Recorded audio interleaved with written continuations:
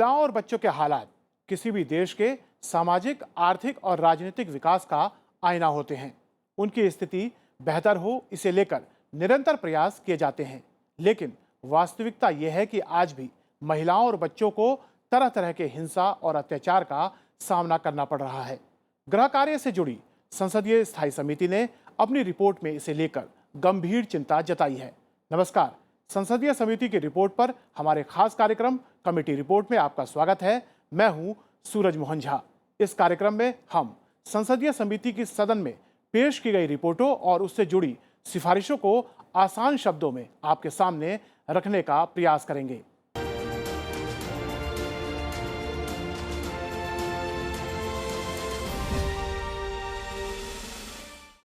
कार्यक्रम की पहली कड़ी में हम बात कर रहे हैं महिलाओं और बच्चों के खिलाफ अत्याचार और अपराध को लेकर गृह कार्य से जुड़ी संसदीय समिति की सिफारिशों के बारे में।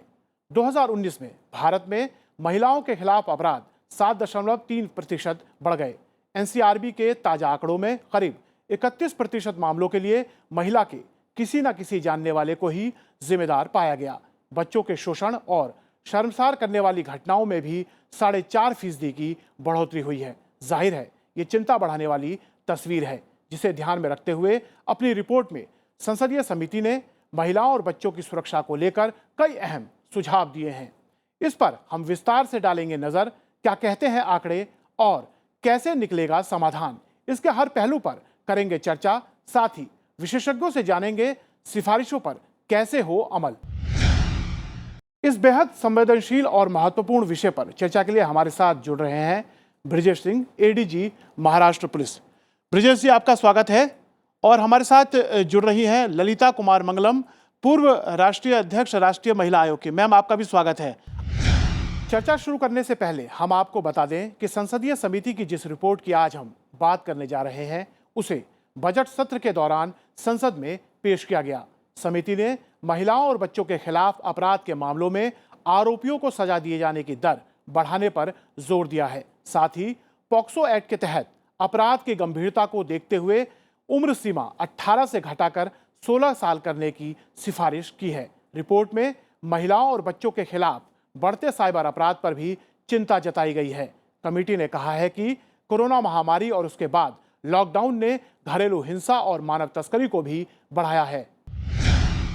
Reports of the Department-led Parliamentary Standing Committee on Home Affairs, Sri Anand Sharma. 230th report on atrocities and crimes against women and children. बीते बजट सत्र के दौरान संसद के दोनों सदनों में गृह कार्य संबंधी संसदीय स्थायी समिति की रिपोर्ट पेश की गई। महिलाओं और बच्चों के प्रति अत्याचार और अपराध के संबंध में अपनी रिपोर्ट में समिति ने पाया है कि ऐसे अपराधों के मामले पुलिस स्टेशन में समय से रजिस्टर नहीं हो रहे हैं। समिति ने सुझाव दिया कि पुलिस स्टेशनों में डिकॉय ऑपरेशंस होने चाहिए ताकि एफआईआर समय पर दर्ज की जाए।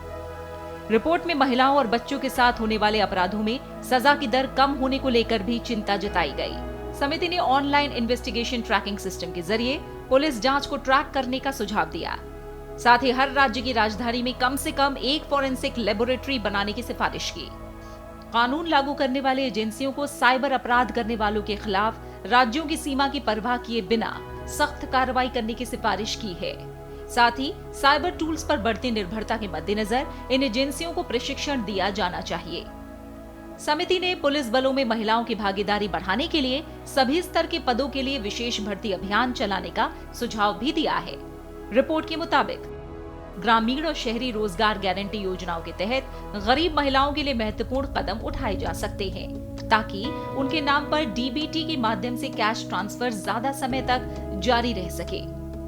इन कुछ कदमों से महिलाओं की रोजगार में भागीदारी बढ़ेगी और उनके खिलाफ होने वाली हिंसक घटनाओं में कमी आएगी। ब्यूरो रिपोर्ट, संसद टीवी। जिस तरह से संसदीय समिति ने जो अपनी रिपोर्ट में महिलाओं और बच्चों के खिलाफ अपराध को लेकर चिंता जाहिर की है और जिस तरह से अपराध की प्रवृत्ति में बदलाव हो रहे हैं, उसको लेकर उसने कई अहम सुझाव दिए हैं। आप क्या कहना चाहेंगी? बच्चों पर, महिलाओं पर जो शोषण हो रहा है, स्पेशली जो सेक्सुअल रेप वगैरह जो होता है, उसके पीछे बहुत कारण है। और इस कमेटी ने काफी डिटेल में इसके बारे में सोचा है और डिस्कस किया है। और काफी कुछ जो उनके सजेशंस है वो बहुत सेंसिबल है।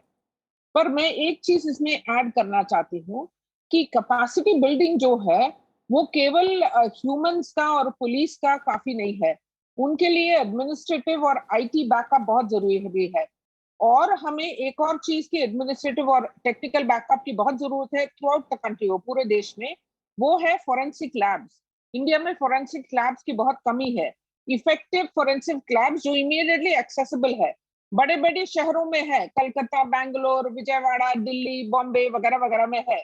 बट अगर आप देखें देहरादून या आप सिलीगुड़ी, ऐसे बहुत सारे जो स्मॉलर टाउन्स हैं, छोटे शहर हैं, वहां पे फोरेंसिक बैकअप का कोई ये नहीं है। इसलिए जब शोषण की जब बात आती है, जो प्रूफ चाहिए होता है, कभी कभी बहुत मुश्किल बन जाता है। और पुलिस की ट्रेनिंग और उनका ये वो तो सब दिया हुआ है इसमें सजेशंस की तौर पे, और वो सब जो मतलब ज्यादातर जो उन्होंने कहा है, आई एग्री कि उन्होंने जो कहा है उसका इम्प्लीमेंटेशन होना चाहिए।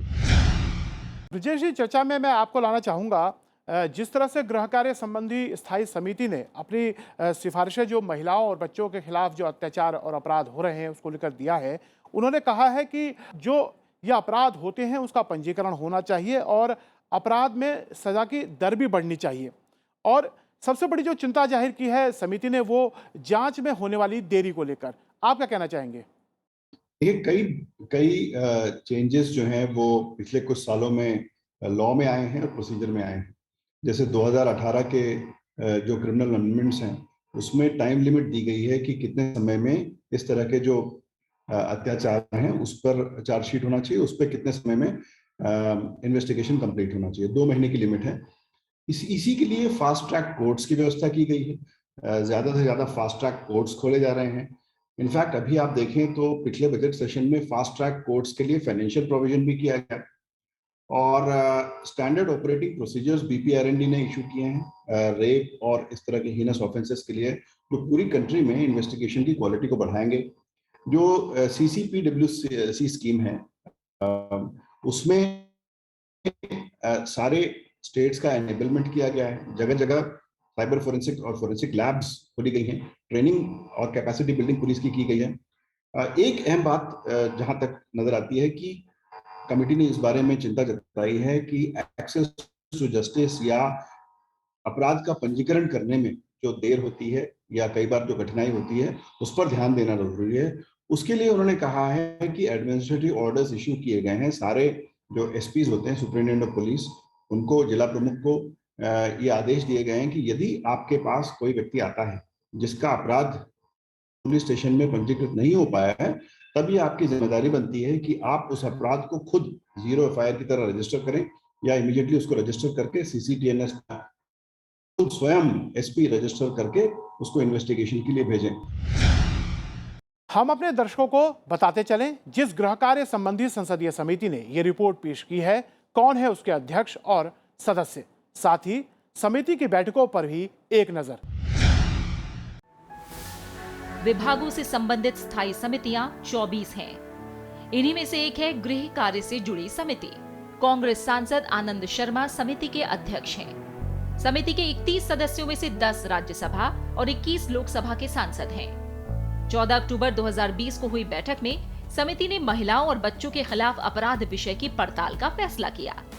27 अक्टूबर 2020 से 20 जनवरी 2021 के बीच हुई 6 बैठकों में गृह मंत्रालय, महिला बाल विकास मंत्रालय, दिल्ली पुलिस, 5 राज्य सरकारों और 3 एनजीओ के प्रतिनिधियों के विचारों को सुना गया, जिसके बाद समिति ने 10 मार्च 2021 को मसौदा रिपोर्ट को मंजूर कर लिया। समिति ने देश भर में महिलाओं और बच्चों की तस्करी, इनसे संबंधित साइबर अपराध और जेंडर इशू को लेकर पुलिस, जनता को संवेदनशील बनाने संबंधी मुद्दे की भी विस्तृत पड़ताल की है। समिति ने पाया है कि कोरोना महामारी के दौरान घरेलू हिंसा तो बढ़ी ही, महिलाओं और बच्चों की तस्करी में भी तेजी आई है। 2017 से 2019 के दौरान लापता बच्चों की संख्या पर नजर डालें तो हर साल 1,15,000 से ज्यादा बच्चे लापता हुए हैं। महिलाओं और बच्चों की तस्करी के साथ ही बच्चों का लापता होना भी चिंता की बात है। जिस तरह से हमने देखा है कोरोना काल में चूंकि सभी लॉकडाउन की स्थिति में घर पे ही थे, उस दौरान जिस तरह से समिति ने अपनी पड़ताल में पाया है कि उस दौरान महिलाओं के साथ घरेलू हिंसा बढ़ी है, साथ में तस्करी की भी समस्या में जो है इजाफा हुआ है। तो इस और किस तरह से ध्यान दिया जाए? आप देखें, बड़े स्पेसिफिक कदम लिए गए हैं। जैसे निर्भया फंड में सारे स्टेट्स का एनेबलमेंट किया गया है, फंड्स दिए गए हैं, स्पेसिफिक प्रोग्राम्स जारी किए गए हैं। ह्यूमन ट्रैफिकिंग पर, मानव तस्करी पर सारे स्टेट्स में यूनिट स्थापन किए गए हैं। उन यूनिट्स का एनेबलमेंट किया गया है, उनको रिक्विजिट मैन पावर और उनको जो वेरविथाल चाहिए, उनको जो साधन सामग्री चाहिए वो दी गई है। इसके अलावा पुलिस वालों की, सारे पुलिस से लेकर प्रोसिक्यूटर सबकी ट्रेनिंग की गई है कि कैसे इन जघन्य अपराधों को प्रॉपरली हैंडल किया जाए, इन्वेस्टिगेशन से लेकर ट्रायल स्टेज पर। तो ये बात ठीक है आपका कहना कि कोविड महामारी के दौरान लॉकडाउन्स और अन्य कारणों से, जैसे कि ज़्यादा से ज़्यादा इंटरनेट के उपयोग के कारण कई तरह के अपराध बढ़े हैं। इसको लेकर आप अगर देखें तो एक national cyber crime prevention helpline भी है, और इसके अलावा जो cybercrime.gov.in है, ये पहले पोर्टल केवल महिलाओं और बच्चों के लिए था, बाद में इसको अब जारी किया गया है सारे अपराधों के लिए। तो ये एक्सेस हो गया है कि आप घर बैठे आप अपनी कंप्लेंट रजिस्टर करा सकते हैं, और अगर ये एफआईआर के लायक होगी तो इस पर एक टिकट जनरेट होती है, स्टेट्स को भेजा जाता है, और स्टेट्स इस पर अगर एफआईआर के लायक हो तो एफआईआर रजिस्टर करके जो भी कार्रवाई होती है वो एक टाइम बाउंड लिमिट में इन्फॉर्म करते हैं सेंटर को कि इस पर उन्होंने क्या कार्रवाई की है। इसके अलावा एक 112 नंबर पूरे देश में जारी किया जा रहा है, जो एक सिंगल नंबर होगा। जैसे पुलिस का नंबर 100 होता है, तो ये सारी सर्विसेज के लिए, जो इसमें रिलीफ रिहेबिलिटेशन से लेके प्रोटेक्शन सर्विसेज से लेके जितनी भी सर्विसेज महिलाओं बच्चों की और अन्य सर्विसेज हैं, इसको लेकर नेशनल इमरजेंसीज के लिए नेशनल एक नंबर पूरे देश में, जिससे कि कोई कंफ्यूजन ना हो। कोई किसी ज्यूरिसडिक्शन से कहीं भी जाए तो एक सिंगल नंबर पर वो अपने उनकी जो तकलीफ है, अपराध है उनके खिलाफ हुआ है, उसकी कंप्लेंट कर सकते हैं, मदद मांग सकते हैं। तो ये सारे स्टेप्स लिए जा रहे हैं। जैसे कि मैंने आपको बताया कि राइट फ्रॉम कोई कहीं भी हो तो एक सिंगल यूनिफाइड नंबर से वो फोन कर सकता है कंट्रोल रूम को, और उसके अलावा आप इंटरनेट से आप cybercrime.gov.in पे कंप्लेंट रजिस्टर कर सकते हैं।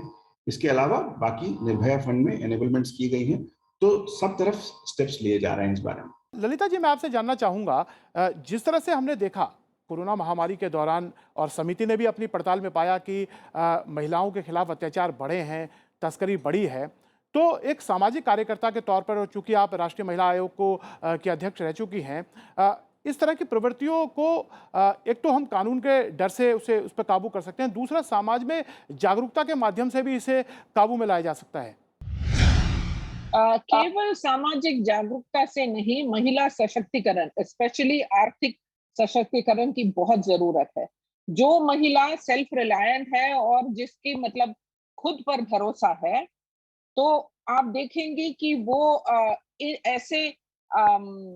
ऐसे घटनाओं से, अपनी सुबुद्धि से, अपनी कॉमन सेंस से और अपनी सेंस ऑफ जो उनकी जो सेल्फ एम्पावरमेंट है, उससे भी वो बच सकते हैं। अब बात यह है कि हमारे देश में जो पितृसत्ता है, अभी भी वो एक सामाजिक, मैं शोषण ही कहूंगी, क्योंकि हर घर में हम अपने बच्चों को सिखाते क्या है कि पढ़ाई लिखाई तो ठीक है, जॉब तो ठीक है। मैं ज्यादातर बोल रही हूँ, मैं नहीं बोल रही हूँ कि आजकल बदलाव नहीं आया है, कि इम्प्रूवमेंट नहीं आया है, वो सब है। बट हमारे देश की आबादी 1.39 करोड़ है, अभी 1.39 बिलियन, सॉरी बिलियन है, और उसमें से करीब 48% महिलाएं और लड़की बच्चियां हैं।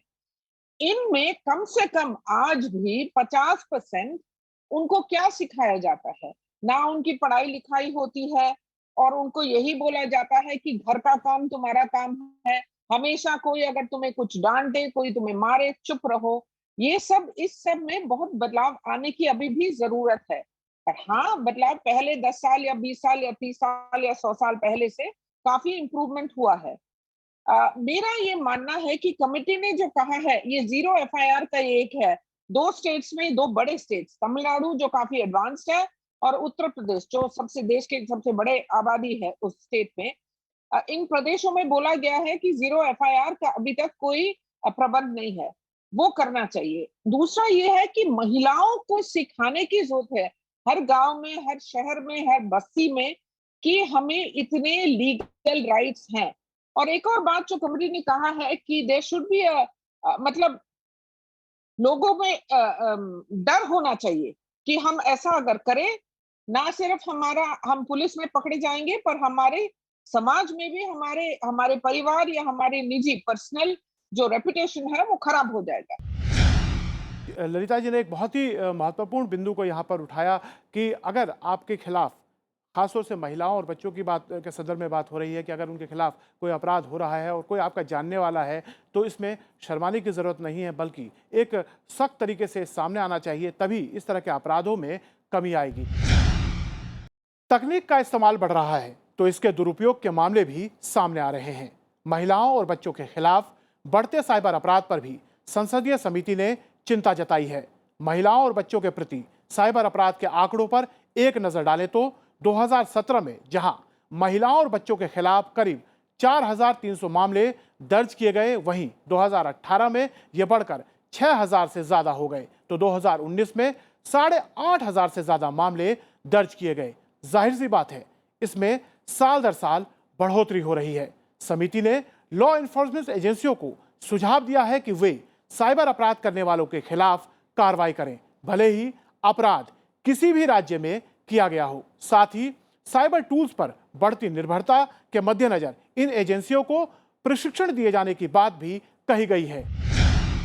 संसदीय समिति ने अपनी इस पड़ताल में वर्तमान समय में महिलाओं और बच्चों के खिलाफ न केवल शारीरिक अपराध की बात की है, मानसिक अपराध की बात की है, बल्कि साइबर अपराध की भी बात की है, जिसकी प्रवृत्ति वर्तमान युग में बढ़ रही है। कई तरह के सुझाव समिति ने दिए हैं, आप क्या कहना चाहेंगे? पिछले कुछ समय में इस बारे में अच्छे कदम उठाए गए हैं। जैसे आप देखें तो मार्च में नए इंटरमीडिएरी गाइडलाइंस इशू किए गए थे। सारे ये जो डिजिटल सर्विसेज प्रोवाइडर हैं या जो इंटरमीडिएरीज हैं, जैसे कि सोशल मीडिया प्लेटफॉर्म्स हैं, इनके लिए नए गाइडलाइंस इशू किए गए हैं। उसमें एक त्रिस्तरीय मैकेनिज्म उन्होंने बताया है कि व्यक्ति जिसका ग्रीवांस है वो खुद उस ग्रीवांस को रजिस्टर कर सकता है उस पोर्टल के पास में। मतलब हर मामले में पुलिस के पास जाने की जरूरत नहीं है। आप कई मामले होंगे जिसमें क्राइम नहीं होगा, केवल आपको हैरासमेंट हो रहा होगा, तो आप पुलिस के पास जा सकते हैं, आप cybercrime.gov.in पे रजिस्टर कर सकते हैं। लेकिन इसके अलावा आप उस पर्टिकुलर पोर्टल को, जो भी सोशल मीडिया पोर्टल हो, उस पर डायरेक्टली आप अपनी कंप्लेंट रजिस्टर करा सकते हैं। उसमें भी वहां पर उनको नियमबद्ध तरीके से समय की लिमिट में उनको जवाब देना पड़ेगा। और इसी के लिए ग्रीवांस ऑफिसर और कंप्लायंस ऑफिसर्स की नियुक्ति इन सारे पोर्टल्स को करना कंपलसरी हो गया है। तो जो भी सिग्निफिकेंट सोशल मीडिया इंटरमीडिएरी है, जिसके 50 लाख से ज्यादा इंडिया में उपभोक्ता हैं, उनको एक रेसिडेंट ग्रीवेंस रिडर्सल ऑफिसर नियुक्त करना है। और इसके बाद में इसके ऊपर मॉनिटरिंग बॉडीज इसकी हैं, इन्होंने रिपोर्ट्स पब्लिश करनी है। तो ये एक अच्छी चीज हुई, क्योंकि बहुत ज्यादा अब्यूज सोशल मीडिया का हो रहा था, चाहे वो ह्यूमन ट्रैफिकिंग के लिए हो या जिसको आप ग्रूमिंग कहते हैं, कि जहाँ पर पीडोफाइल जो होते हैं वो बच्चों से संपर्क करते हैं और उनसे बातचीत करके उनको कॉम्प्रोमाइज करते हैं। तो ये सारी चीजें सोशल मीडिया पे हो रही थी। इसको रोकने के लिए बड़े अच्छे कदम उठाए गए और इस बारे में कई लोगों ने कहा भी कि इसमें निजता के अधिकार का हनन है, लेकिन एक बैलेंस आवश्यक है कॉन्स्टिट्यूशनल फ्रेमवर्क में, कि निजता का अधिकार भी जो है उस इट इज सब्जेक्ट टू जो हमारे कॉन्स्टिट्यूशनल फ्रेमवर्क में कुछ लिमिटेशंस हैं, और उन लिमिटेशंस के तहत ये नियम, इनको चैलेंज भी किया गया कोर्ट में, और कोर्ट ने कहा कि ये नियम ठीक है। सो इस तरह इसके अलावा एक नेशनल रजिस्ट्री बनाई गई है सेक्सुअल ऑफेंडर्स की, जहां पर 9 लाख सेक्सुअल ऑफेंडर्स का नाम है। इसको कहीं से भी कोई भी लॉ एनफोर्समेंट के अधिकारी उस पोर्टल पर जाकर चेक कर सकते हैं कि कोई सेक्सुअल ऑफेंडर है, उसने कहाँ कहाँ इस तरह के ऑफेंस किए गए हैं। तो देखिए, जहां तक टेक्नोलॉजी की बात है, टेक्नोलॉजी का यूज पुलिसिंग के एडवांसमेंट के लिए भी किया जा रहा है, कि पुलिस के डेटाबेसेस जो हैं, CCTNS जो हैं, या इंटीग्रेटेड क्रिमिनल जस्टिस सिस्टम है, इनको इसमें ई कोर्ट्स, ई प्रोसिक्यूशन, ई जेल्स, इन सबको भी लिंक किया गया है। और इस तरह टेक्नोलॉजी का यूज करके पुलिसिंग की एफिशिएंसी बढ़ाई जा रही है। सिमिलरली, जहां तक अपराधों को रोकने की बात है, तो पोर्टल है, पोर्टल पर आप कंप्लेंट कर सकते हैं। और इसके अलावा जो ये प्लेटफॉर्म्स हैं, इनको जिम्मेवार बनाया जा रहा है। और इसमें जैसा ललिता जी ने भी कहा कि NGOs बहुत मदद कर रहे हैं। तो ये जो अवेयरनेस है कि क्या शेयर करना चाहिए, क्या नहीं शेयर करना चाहिए, या अगर आपके खिलाफ किसी प्रकार का अपराध होता है तो आपने क्या स्टेप्स उठाने चाहिए, इस बारे में एनजीओज की भी बड़ी मदद है और मुझे लगता है कमेटी ने भी अपनी रिपोर्ट में एनजीओज के इस महत्वपूर्ण योगदान का भी समर्थन किया है। ब्रजेश जी, जिस तरह से समिति ने साइबर अपराध के मामले में एक सुझाव ये भी दिया है कि जब अपराध होता है महिलाओं बच्चों के खिलाफ, तो कई बार हम देखते हैं राज्यों की सीमाओं को लेकर भी एक असमंजस की स्थिति होती है। समिति ने पुरजोर तरीके से सिफारिश अपनी रिपोर्ट में रखी है कि जब भी महिलाओं और बच्चों के खिलाफ अपराध हो, साइबर अपराध हो, तो ऐसे में राज्य की सीमाओं का ख्याल ना रखा जाए और एक एकीकृत केंद्रीकृत कार्रवाई होनी चाहिए। है, अगर आप इसको देखें cybercrime.gov.in पर, तो आप उनके स्टैटिस्टिक्स चेक कर सकते हैं कि सारे देश में जो साइबर अपराध होते हैं वो cybercrime.gov.in पर रिपोर्ट होते हैं, वहां से वो राज्यों को भेजे जाते हैं। तो ये केंद्रीकृत प्रणाली ही हो गई है जहां से आप कभी भी आप रजिस्टर कर सकते हैं और इसको स्टेट्स को भेजा जाता है। स्टेट्स जो है वो इन्फॉर्म करते हैं कि उस पर एक्चुअल कार्रवाई क्या हुई। कई बार सिंपल मामला होता है, उसमें ज्यादातर मामले एफआईआर के लायक नहीं होते, तो एफआईआर बहुत कम मामलों में हो पाते हैं, लेकिन एक बार कंप्लेंट जब पहुंचती है तो उसको पता किया जा सकता है कि किस राज्य को भेजा जाए जहां इसका इन्वेस्टिगेशन ठीक से हो पाए। उसको इमीडिएटली उस राज्य को फॉरवर्ड किया जाता है और वो राज्य उस पर कार्रवाई करता है। तो एक केंद्रीकृत प्रणाली तो बन चुकी है इस बारे में और उसका उपयोग भी किया जा रहा है। समय के साथ इसमें जो भी इम्प्रूवमेंट्स चाहिए वो होंगे, चाहे वो एविडेंशियरी इम्प्रूवमेंट्स हों, चाहे वो जो सोशल मीडिया या दूसरे प्लेटफॉर्म्स हों उनसे डेटा लेना हो। तो इसमें कई तरह की डिफिकल्टीज आती हैं, जैसे बहुत सारा डेटा जो होता है वो इंडिया के बाहर होता है, उसको लेने के लिए लीगल डिफिकल्टीज होती हैं। तो जो भी हम प्रोसीजर्स यूज करते हैं, एमलैट या लेटरोगेटरी, वो टाइम कंज्यूमिंग होते हैं। तो कहीं ना कहीं एक डेटा लोकलाइजेशन की जरूरत है, जैसा आरबीआई ने फाइनेंशियल डेटा के लिए किया है। इस तरह अगर हमारे सिटीजन का डेटा हमारे ही देश में रहे, ये चीज हमारा जो पर्सनल डेटा प्रोटेक्शन रेगुलेशन है उसमें भी उद्धृत की गई। उसमें कहा गया है कि हमारे देश के देशवासियों का डेटा हमारे देश में आना चाहिए। और एक बार पर्सनल डेटा प्रोटेक्शन रेगुलेशन आएगा तो उसमें चिल्ड्रन का डेटा और इस तरह का संवेदनशील डेटा जो है उसके कलेक्शन पर निर्बंध आएंगे। और मुझे लगता है सारे के सारे ये अपराध शुरू होते हैं डेटा लीकेजेस से, या जब डेटा ये बाहर लोगों का जाता है। एक बार जब पर्सनल डेटा प्रोटेक्शन रेगुलेशन या बिल आ जाएगा, उसके बाद में इस पर भी निर्बंध आएंगे। साइबर अपराध के मामलों में केंद्रीकृत एक क्रियान्वयन हो रहा है और ये एक अच्छी बात है अगर इस तरह का कदम उठाए जा रहे हैं। समिति ने भी इसी और चिंता जाहिर की थी। लेकिन जिस तरह से अब चूंकि ये डिजिटल युग है और हम देखते हैं साइबर प्रयोग ज़्यादा हो रहे हैं, ऐसे में समिति ने जिस तरह से महिलाओं और बच्चों के रूप में बताया है कि साइबर अपराध एक नए तरीके से उनके खिलाफ हो रहा है, तो ऐसे में एक चूंकि आप राष्ट्रीय महिला आयोग की अध्यक्ष भी रह चुकी हैं और महिला अधिकारों को लेकर आप कार्यरत रहती हैं, तो आप किस तरह के सुझाव देना चाहेंगी? देखिए, आज जो साइबर एज है, हर रोज हम देखते हैं कि कोई एक नया माध्यम से मतलब कोई गेम या जो भी है या ग्रुप जैसे व्हाट्सएप है, सिग्नल है, वगैरह वगैरह, नया नया ये निकलता है और सभी लोग उसको यूज करने में लग जाते हैं। अब कॉमन मैन में बहुत मैंने खुद देखा है कि अवेयरनेस बहुत कम है कि हमें अपने डेटा सब कुछ जो स्टोर करके रखते हैं, चाहे वो कंप्यूटर हो या फोन हो, वो बहुत जल्दी बाहर से लोग हैकर्स वगैरह वो एक्सेस कर सकते हैं। और मैं एक और बात करना चाहती हूँ कि हमारे देश में इंक्रीजिंगली आजकल हम डेस्टिट्यूट विमेन और विडोज तो पहले से भी बहुत हो रहा है शोषण, और जो ये कोविड के बाद स्पेशली क्योंकि महिलाओं का के जो आर्थिक ये है सपोर्ट है वो बहुत कम हो गया है और वो घर से बाहर आकर या क्योंकि सब घर में ही है, जो अब्यूजर है वो भी घर में ही रहते हैं, स्पेशली पारिवारिक हिंसा के ये में मामले में वो कंप्लेन कर भी नहीं पा रहे हैं और इसका एक बहुत बड़ा साइकोलॉजिकल इम्पैक्ट भी हुआ है बच्चों पर भी और महिलाओं पर भी। तो आज समय आ गया है कि हम सोचे कि जब हम रिलीफ की बात करते हैं तो हमें उनके एक हद तक कम से कम साइकोलॉजिकल काउंसलिंग की भी जरूरत है। जेंडर इशू को लेकर पुलिस की संवेदनशीलता हमेशा सवालों के घेरे में रहती है। समिति ने इस मामले पर भी गौर किया है और महिलाओं के खिलाफ अपराध के मामलों में पुलिस की जवाबदेही सुनिश्चित करने के लिए एसओपी बनाने का सुझाव दिया है। साथ ही ऐसी लापरवाही के मामलों में दोषी कर्मचारियों के खिलाफ सख्त कार्रवाई करने की सिफारिश भी की गई है। ब्रिजेश जी, जिस तरह से समिति ने महिलाओं और बच्चों के खिलाफ अपराध के मामले में पुलिस की संवेदनशीलता को लेकर सवाल किया है कि जब कोई पीड़ित महिला पुलिस थाने में जाती है और चूंकि उसके साथ जैसा व्यवहार हुआ होता है उसे व्यक्त करना काफ़ी मुश्किल होता है, ऐसे समय में उसे एक भावनात्मक सपोर्ट की ज़रूरत होती है और उस समय पुलिस उस तरह का व्यवहार शायद नहीं कर पाती, तो समिति ने सिफारिश की है कि पुलिस को भी इस मामले में संवेदनशील होना चाहिए। आप देखें, महिला हेल्प डेस्क बनाए जा रहे हैं और महिला हेल्प डेस्क जो हैं ये महिलाएं चलाएंगी। मुंबई में हुआ है ये, बाकी कई शहरों में हमारे यहाँ हुआ है और नेशनली भी अलग अलग स्टेट्स में इस तरह की कार्रवाई की जा रही है कि महिलाओं की कंप्लेंट्स जो हैं वो महिलाएं हैंडल करें और वो संवेदनशीलता से महिलाओं की जो कंप्लेंट्स हैं उसको प्रॉपर्ली रजिस्टर करेंगी। साथ में एक काउंसलिंग अपने आप हो जाती है इस समय कि अगर एक महिला आपको डील कर रही है, विक्टिम को डील कर रही है, तो वो संवेदनशीलता से महिलाओं और बच्चों के ऑफेंसेस को प्रॉपर्ली रजिस्टर करा सकती है और उनको योग्य न्याय दिलाने के लिए प्रयत्न कर सकती है। इसके अलावा जो समिति ने कहा है कि पुलिस में महिलाओं का परसेंटेज बहुत कम है और मेरे ख्याल से 10.5% के आसपास नेशनल है, लेकिन इसको बढ़ाने की जरूरत है।